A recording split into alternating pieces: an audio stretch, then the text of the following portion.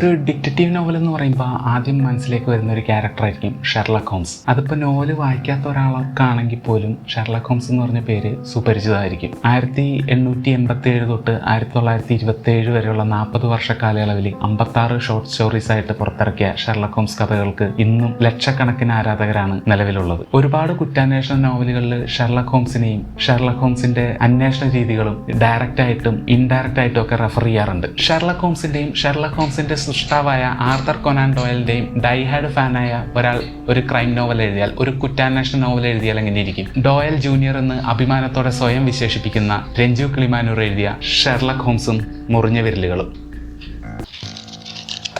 ഞാൻ അധികം Sherlock Holmes കഥകളൊന്നും വായിച്ചിട്ടില്ല. 2-3 കഥകളെ വായിച്ചിട്ടുള്ളൂ. പക്ഷേ ആ വായിച്ചിട്ടുള്ള കഥകളിൽ കഥ മുന്നോട്ട് പോകുന്ന ഒരു ശൈലിയുണ്ട്. ഏകദേശം അതേ ശൈലി തന്നെയാണ് രഞ്ജു കിളിമാനൂർ ഈ പുസ്തകത്തിൽ യൂസ് ചെയ്തിരിക്കുന്നത്. ഇതിലൊരു ക്യാരക്ടർ ഉണ്ട്, സുനിൽ. അദ്ദേഹം ഒരു ആന്റിക് ഡീലറാണ്. ഓൺലൈനായിട്ട് വരുന്ന ഓർഡറുകൾ അനുസരിച്ച് ആന്റിക് വസ്തുക്കൾ കസ്റ്റമേഴ്സിന് എത്തിച്ചു കൊടുക്കുന്ന ഒരു ബിസിനസ്സുകാരൻ. അദ്ദേഹത്തിന്റെ കടയിലേക്ക് ഒരു ദിവസം വരുമ്പോൾ പൂട്ട് തകർന്നു കിടക്കുവാണ്. കട തുറന്നകത്ത് കയറുമ്പോൾ മുറിയിൽ അവിടെ ഇവിടെ ആയിട്ട് ചോരപ്പാടുകളൊക്കെ കാണുന്നു. തൊട്ടപ്പുറത്ത് മാറിയ ഒരു ഗ്ലാസ്സിൽ 2 വിരലുകൾ മുറിച്ച് വെച്ചിരിക്കുകയാണ്. അതൊരു പെൺകുട്ടിയുടെ വിരലുകളാണെന്ന് പുള്ളിക്ക് മനസ്സിലായി. കാരണം അതിൽ നെയിൽ പോളിഷ് ഇട്ടിരുന്നു. മനുഷ്യന്റെ വിരലുകൾ ഇങ്ങനെ മുറിച്ച് വെച്ചിരിക്കുന്ന കാണുമ്പോൾ ആരായാലും ഒന്ന് പതറിപ്പോവും. നേരെ പോലീസിനെ വിളിക്കുന്നു. പോലീസ് വന്ന് അന്വേഷണം ആരംഭിക്കുന്നു. പക്ഷേ പോലീസിന് ഡെഡ് ബോഡി കണ്ടെത്താൻ പറ്റിയില്ല. അതോടെ അന്വേഷണം വഴിമുട്ടി. ആ സ്ഥലം മുഴുവൻ സീൽ ചെയ്തു. കാവലിന് ആളെ നിർത്തിയിട്ട് പോലീസ് പോയി. പണി കിട്ടിയെന്ന് പറഞ്ഞാൽ ഈ സുനിലിനാണ്. അദ്ദേഹത്തിന്റെ ഓർഡറുകളൊന്നും ഡെലിവറി ചെയ്യാൻ പറ്റുന്നില്ല. കസ്റ്റമേഴ്സ് വിളിച്ച് തെറി പറയാൻ തുടങ്ങി. അങ്ങനെ ബിസിനസ് ഏകദേശം അവതാളത്തിലായി. ഈ കേസ് എങ്ങനെയും സോൾവ് ചെയ്യണമെന്ന് സർക്കാരിനേക്കാളും ആവശ്യം സുനിലിനായി. അങ്ങനെയാണ് അദ്ദേഹം നമ്മുടെ ഷെർലക് ഹോംസ് ആയ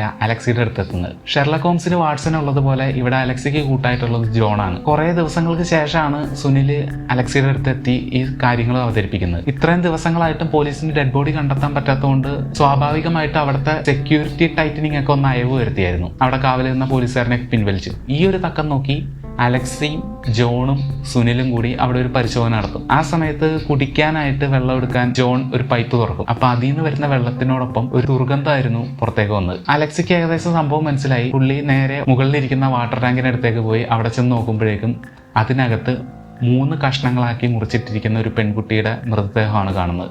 ഈ ഒരു ത്രെഡാണ് നമ്മളെ അവസാനം വരെ പിടിച്ചിരുത്തുന്നത്. എല്ലാ ഷെർലക് ഹോംസ് കഥകളിലും വരുന്ന പോലെ ക്ലൈമാക്സിനോട് അടുക്കുമ്പോഴായിരിക്കും ഒരു പുതിയ ക്യാരക്ടർ കൊലയാളിയെ ഇൻട്രൊഡ്യൂസ് ചെയ്യുന്നതും ഇതുവരെ നടന്ന സംഭവങ്ങളെല്ലാം അദ്ദേഹത്തോട് കണക്ട് ചെയ്യുന്നതും. അതൊക്കെ Arthur Conan Doyle Sherlock Holmes കഥകളിലൂടെ ചെയ്യുന്ന ഒരു പ്രത്യേക ഒരു ശൈലിയുണ്ട്. അതേ പാറ്റേൺ തന്നെയാണ് രഞ്ജു കിളിമാനൂർ ഈ പുസ്തകത്തിൽ യൂസ് ചെയ്തിരിക്കുന്നത്. ഒറ്റയിരിപ്പിൽ വായിച്ചു തീർക്കാൻ പറ്റുന്ന ഒരു ത്രില്ലർ നോവൽ തന്നെയാണ്. വായിക്കാത്തവർ വായിക്കുക. മാതൃഭൂമി ബുക്സ് പബ്ലിഷ് ചെയ്തിരിക്കുന്ന രഞ്ജു കിളിമാനൂർ എഴുതിയ ഷെർലക് ഹോംസും മുറിഞ്ഞ വിരലുകളും.